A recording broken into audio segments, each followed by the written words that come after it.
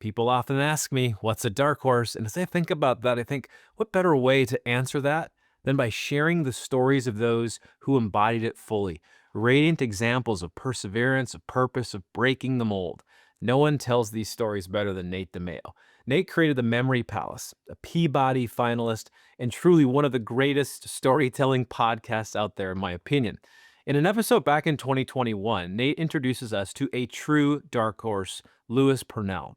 Now, Purnell's life really defied expectations at every turn. A Tuskegee Airman, a fighter pilot who literally stared down the enemy in World War II, but a scholar with this insatiable hunger for knowledge.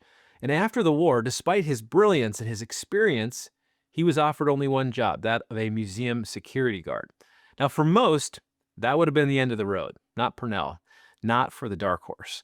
Instead of accepting limits, Purnell carved his own path. He taught himself paleontology, working late hours in the museum attic, correcting errors that no one else could see. When he was told he wasn't a specialist, he became one.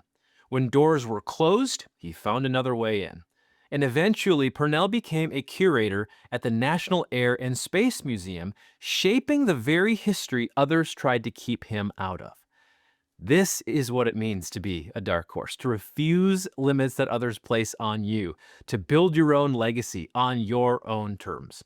Now, I highly encourage you to listen to Louis Purnell's story on the Memory Palace. I'll link it in the description below. Take care.